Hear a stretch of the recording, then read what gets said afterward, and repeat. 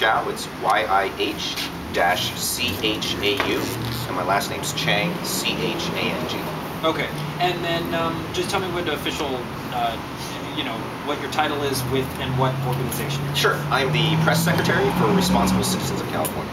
Okay, and then just tell me what it is you guys do and your stance on open carry.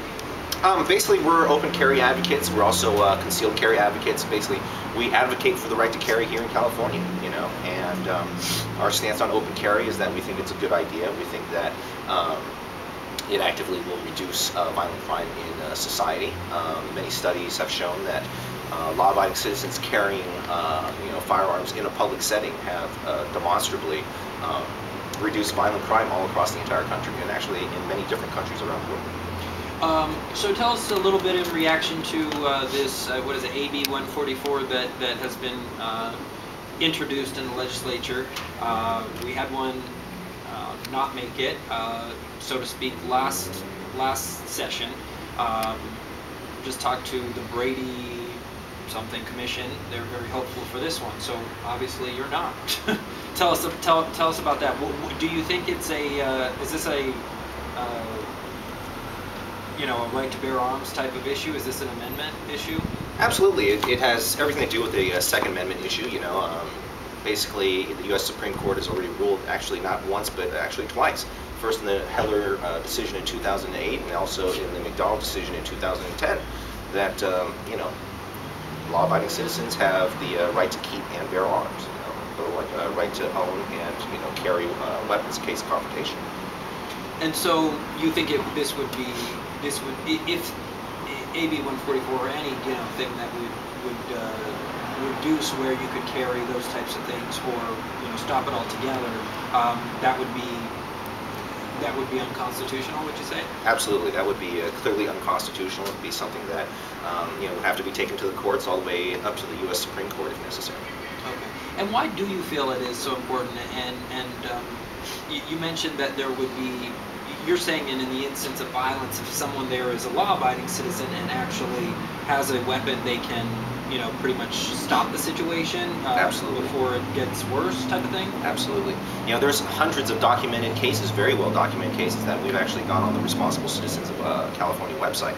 There's videos, there's articles that clearly demonstrate that, victims, when they are armed, have been able to at least level the playing field and been able to defend themselves effectively against violent criminals. And 70% of the time, when you've got lawful defensive gun use, it happens outside in a public setting. So it's very important, for security conscious, law-abiding citizens to be armed if they feel that they, have a threat that they could potentially be facing out in the public. But you guys also schedule things that go on, meetings in different places, just to kind of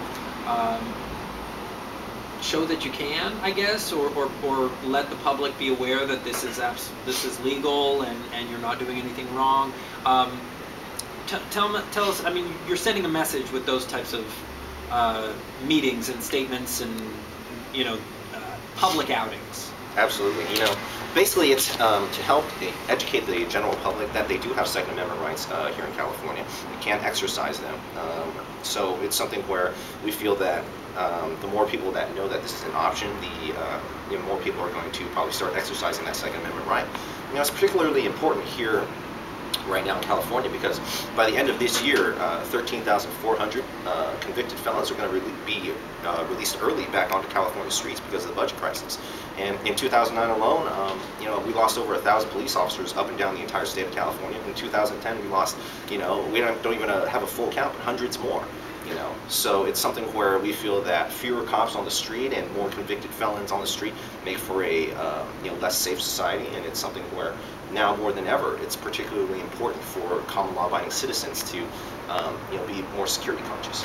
Legally though, if Starbucks wanted to say we're a gun-free zone, what would they have to do? Would they have to post that at the door, or could they just ask you to leave? No, all they would have to do is basically have a written corporate policy, and we would definitely respect any and all private property rights. Yeah, and so that's kind of what the Brady, you understand, is it the Brady Coalition?